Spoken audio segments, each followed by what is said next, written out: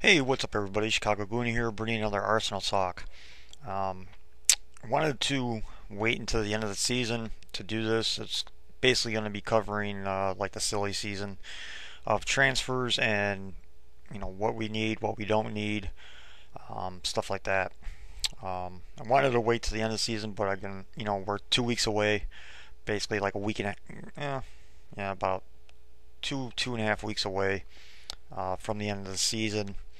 Especially after coming off that Swansea loss, and even the nil-nil draw to Chelsea at home, not scoring a single goal in two home games. It's pretty evident, with both teams parking the bus against us.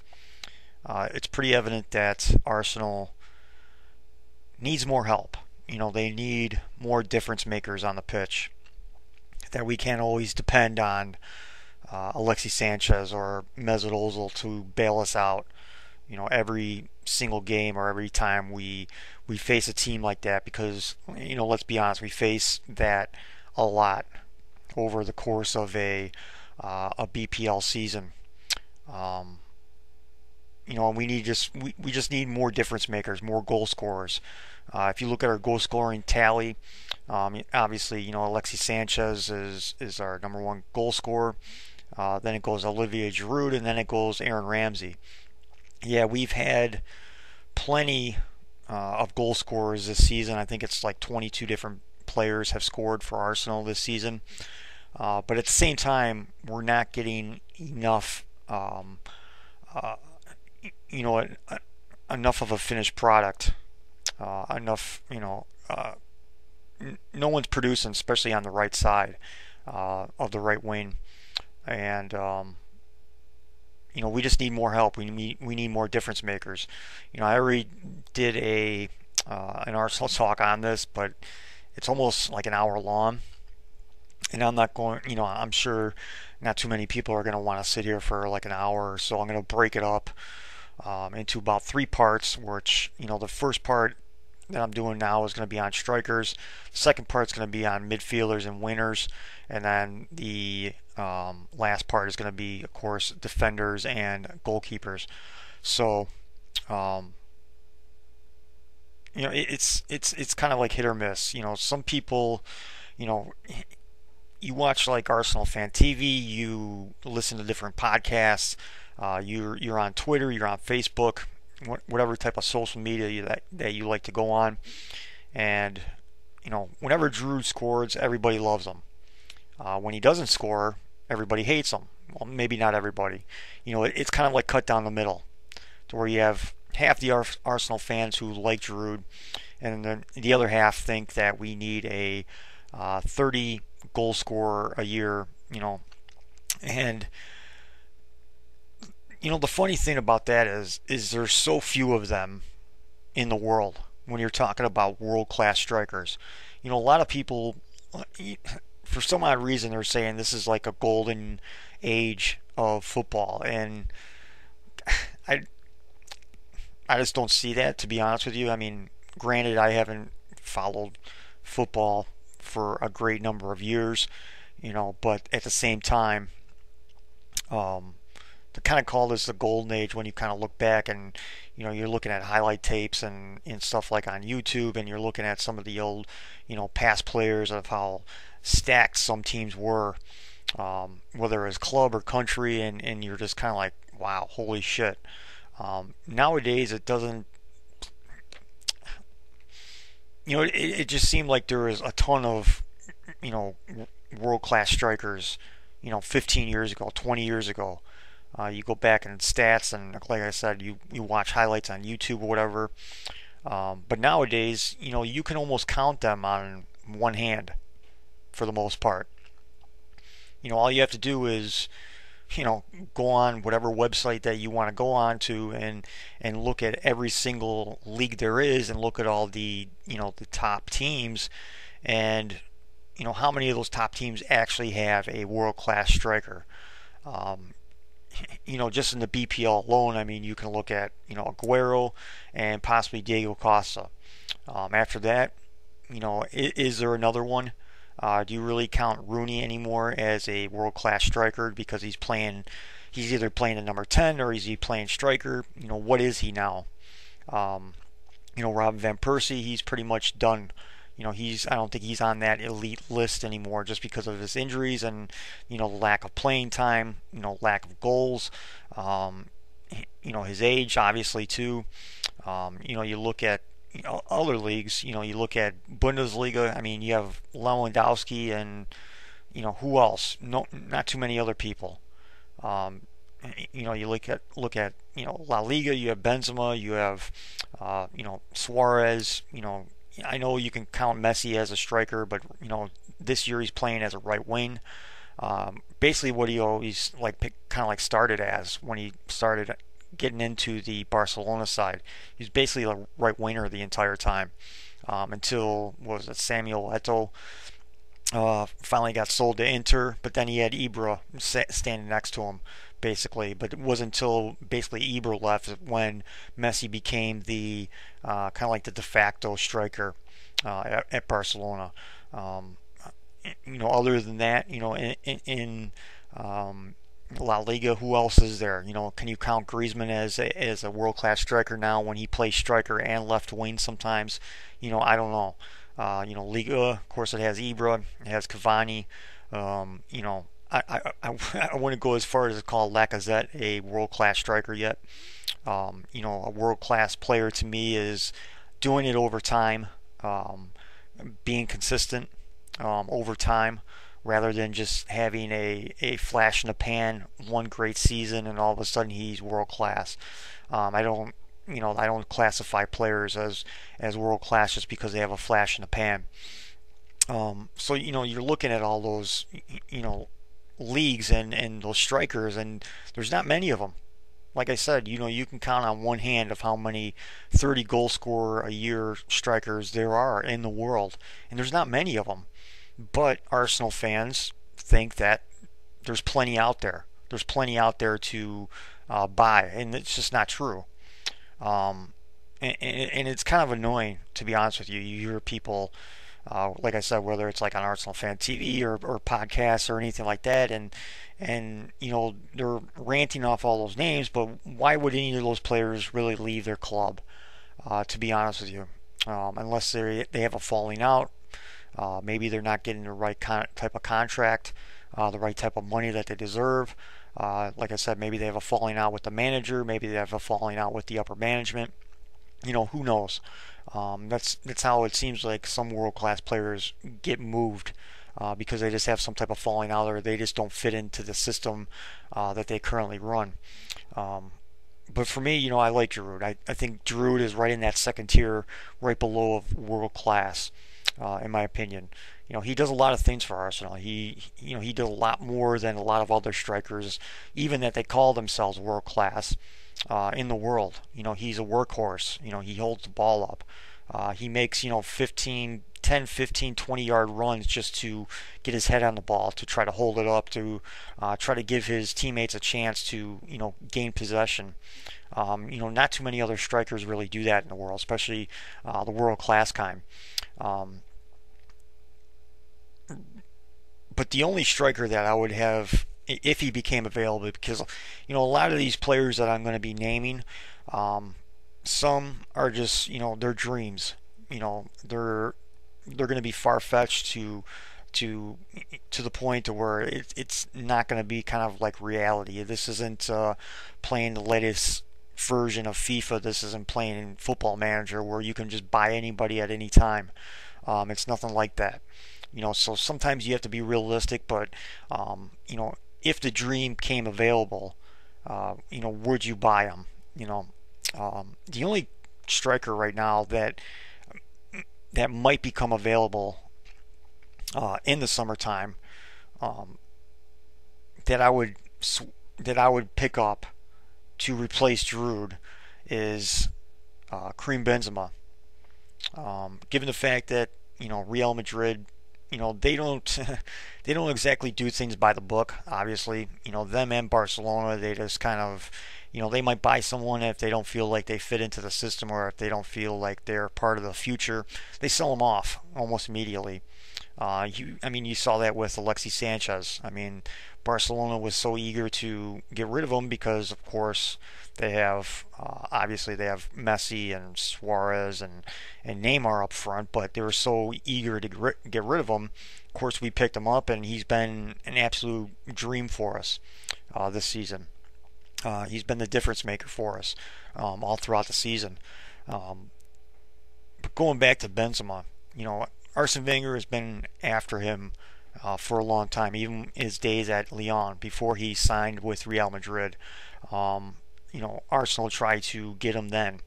It almost seemed like he was on his way out because he had him and Jose Mourinho did not get along whatsoever. He didn't play all that much either when Jose Mourinho was at Real Madrid. Um, but if you look at his play, I mean, you know, I guess looking, I didn't see him that much playing when he was at Lyon, unless it was Champions League, just because here in the U.S. you're finally starting to see just about every single major league in Europe uh, get on television now, and there's a lot more exposure to those leagues. Back when Benzema was on Lyon, there was just nothing there except for Champions League. So you only got to see him once in a great while. Um, but once he came to Real Madrid, Real Madrid was always on TV. ESPN Deportes, now beIN Sports, when they became about, Real Madrid is on all the time now, and you can see every single game that they play, whether it's Copa del Rey or Champions League now, and all their league games. Um, so you never really knew of how good Benzema was, at least in my opinion, up until last summer uh, in the World Cup. I knew that Benzema was good, but I didn't know how good he really was. Just because he is on Real Madrid, he is. I mean, you could basically say he's like the third or fourth option on Real Madrid. Of course, you have CR7, you have Bale, and you could say he's the third option, and then you'd have James Rodriguez being basically like the fourth option. But at times it seemed like this year that James Rodriguez was almost like the third option, and Benzema became the fourth option at times. But you never really knew how good Benzema was up until the World Cup, at least for me. The French qualifiers throughout the time, they were on TV here and there, but not enough. Um, uh, but it wasn't until the World Cup that I really saw how good he actually is. Because what happened? He became the man. On Real Madrid, like I said, he's like the third option in games, which is unfortunate. Uh, but when he became the man in that French national team when they went to the World Cup, he was amazing. He was amazing to watch. Of how good he was on the ball, dribbling, passing, his vision, his finishing. Yeah, he didn't have the greatest game against Germany in the quarterfinal, but leading up to that game, he was lights out. He was the best player on the pitch every single time. And you're talking about guys like Pogba and Griezmann and Matuidi and all the talent that France has. And he was the man throughout the entire time. There was times where he played as the main striker, and there's times that he slotted back and played as the number 10. And even as that, he was amazing. And that really opened my eyes of how good Karim Benzema is. And if he ever became available, if Real Madrid was willing to sell him for 50 million pounds, I would just, here's your money. There, bring him over, in a heartbeat. Because he would just fit so perfectly within the Arsenal system. And I honestly think, right now I think he's averaging somewhere around like 25 goals for Real Madrid over the past 2 seasons in all competitions. If he came to Arsenal, he would definitely be a 35 goal scorer a year guy, without a doubt. Just because he would become from going from the third option to the first option. To be honest with you, I think he would even trump Alexis Sanchez. To be honest with you, because that's just how talented he really is. Of course, when he plays with Real Madrid, I mean, let's be honest here. CR7, as great as he is, he wants all the glory. He wants all the shots. He wants all the goals. He only passes off and assists his teammates when it's the very last option. I mean, his first option, second option, third option, fourth option is to shoot. Um, and then his fifth option is to basically pass. And when you're on a team like that, and when you're trying to get shots too from Gareth Bale, him taking at least 3, 4, maybe 5 shots a game, there's really not a ton of shots that are out there for a Karim Benzema. So in a way, I really think he's wasting his career at Real Madrid. Yeah, it's great to play for Real Madrid. It's great to possibly, like they won the Champions League last season. They always have a possibility of winning La Liga. Of course, they're always going to be tough in Champions League, like I said. But at the same time, how are you going to be looked at when your career is over? That's one big thing with footballers, especially in this day and age, of how you're going to be looked at when your career is over. And I really think that he's kind of wasting his career a little bit at Real Madrid because, again, unless he doesn't want to be the man ever, from what I saw in the World Cup, he wants to be the man. He wants to have that pressure put on his shoulders of, it all depends on you. And he took it and he ran with it in the World Cup. Like I said, he didn't have the greatest games, against Germany, but leading up to that, he was nothing short of amazing. And like I said, if he ever became available, 50 million pounds, even 60, I would pay it in a heartbeat. And I think Arsene Wenger would as well, because he would be worth every pound that you would spend on him. Of course, the difference is with wages. He is a guy that I would pay 200, 225, even 250,000 pounds a week to get him on Arsenal, because he would just, he has pace, he has power, he has skill, he has everything for the most part. Not the greatest in the air because he just doesn't use his head a whole lot. He does hold the ball up as well too. He has a great work rate. It doesn't seem like he stops. I was kind of shocked in this last Champions League game. I know he just came back after missing several games, but I was kind of shocked that they took him off the pitch. Because they needed a goal, obviously. Even if you put another striker on and you put him right next to Benzema so you wouldn't have to work as hard, you would still try to keep him on the pitch. But, it's neither here nor there. But if he really ever did come available, yeah, I would pay out that money. Whatever Real Madrid basically wanted for Benzema, I would pay that out. Other than that, there's really not any other strikers that I would go out and get to replace Giroud. I know a lot of people are talking about Lacazette. Yeah, Lacazette is the flavor of the year right now. He's that flash in the pan. He's that guy that everybody's talking about. I don't understand it. I really don't understand why people are saying let's go out and get Lacazette.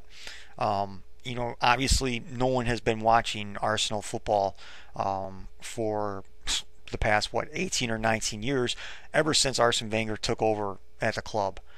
Because how many strikers of Lacazette's size have you seen play at Arsenal?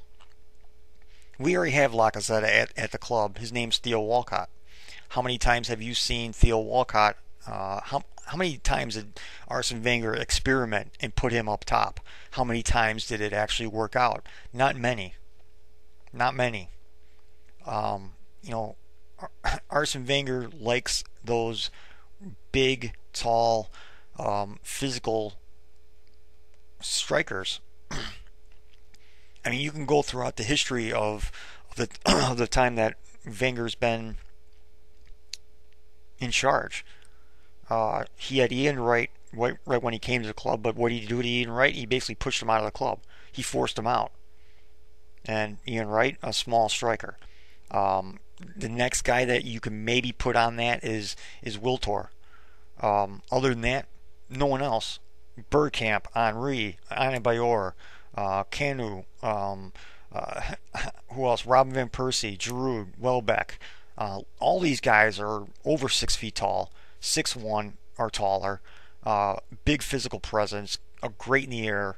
Um, what more do you need to? What more do I need to say that Lacazette's not going to fit into Arsenal? Just because he's the hot topic, just because he's the hot striker currently, doesn't mean you go out and spend 30 or 40 million pounds just because he scores 29, 30 goals in fucking Liga. He's not BPL proven at all. Um, Theo Walcott's proven in the BPL, but again, he he doesn't he didn't work out. He's had plenty of chances to try to prove himself that he is a striker, and he's not. You saw it this past game against Swansea. He couldn't do anything. Why? Because he's 5'9". There's no opportunities for him to get a break on. And when you're asking a small striker to do that, yeah, okay, you're looking at Sergio Aguero, who's about like 5'8", 5'9". Don't compare him to that. That's ridiculous. I had a conversation on Twitter and saying that you can't compare Theo Walcott to Lacazette. Yes, I can. Theo Walcott is actually BPL proven. Lacazette is not. You want to get a prime example of a quote unquote world class striker who didn't work out in the BPL? Look at Falcao. Case in point. Here's a world class striker that came to Man United. Everybody was freaking out on deadline day. Holy shit, they just got Falcao. Holy shit, he's just going to tear up the BPL. Holy shit, he's going to score 25 goals for Manchester United. Holy shit, they have a good chance of getting in the top four again, which they are. But again, what has he done this entire season? Not a fucking thing. He can barely get a game. But yet people want to go out and spend 30, 40 million pounds on Lacazette. Yeah, maybe he's a little bit better on the ball than Theo Walcott is. Maybe I would probably say that they're maybe the same in finishing. But again, how many small strikers have we had at Arsenal? How many of them actually worked out? Not many. But people want to just throw money at this kid, which is not going to happen anyway. I think Lyon's going to, keep a hold of their players for another season. They're going to make Champions League. It looks like. Or they already have. Why would they get rid of their players? It doesn't seem like any of their players are going to be for sale. At least most of the experts think that Lacazette is going to be staying for at least one more season. They're going to be moving into a new stadium, I believe, next year. And that's why people are thinking that they're going to sell some of their players because they're moving into a new stadium and they need to pay for it. I'm not buying that. Unless some kind of ridiculous offer comes from somebody, maybe even a PSG. Maybe a PSG just says, "We'll give you 60 million for Lacazette." And of course, Lyon's probably gonna take that, because they can use that 60 million and go out and buy someone else. But for Arsenal to do that, I just don't see it. Because if you're screaming for something like that, then you haven't been watching Arsenal ever. You just probably started watching them this season, and you're already kind of screaming for a player like Lacazette, which just doesn't make any sense to me. And like I said, look what Falcao has done in the BPL this season. Not a fucking thing. But you want a 5'9" striker to come into Arsenal. It's just not going to happen. Other than that, I got really no one else to really talk about because, like I said, I'm pretty satisfied with Giroud. I think he can win us a league. I think we can go deep into the Champions League with him as well. He's really good in Champions League. He's gotten better every single season. I think if it wasn't for his injury this season, he. We probably could have had a chance to win the league. He'd have a chance to score 25 or even 30 goals this season if he wasn't out for those 3 months. With Giroud, people are like looking at last season even, and it's like, whoa, look what happened to him. Yeah, look what happened to him. He went dead legs about in February because there was just no backup. There was no coverage. Nicholas Benter had an injury. Yaya Sanogo was out injured. We had zero backup, and then Theo got hurt as well. with his ACL. So he had zero backup at the striker position, and he just went dead. And you can't really blame him for playing that many games, that many minutes in a season, and the way he plays as well, because he just, he wears his heart on his sleeve. He's all Arsenal. He plays his ass off, but people just want to crucify him for whatever reason. I don't get it. The only team in the top five that he didn't score against is Chelsea. He scored against Man City. He scored against Liverpool. He scored against Manchester United. What more do you want from him?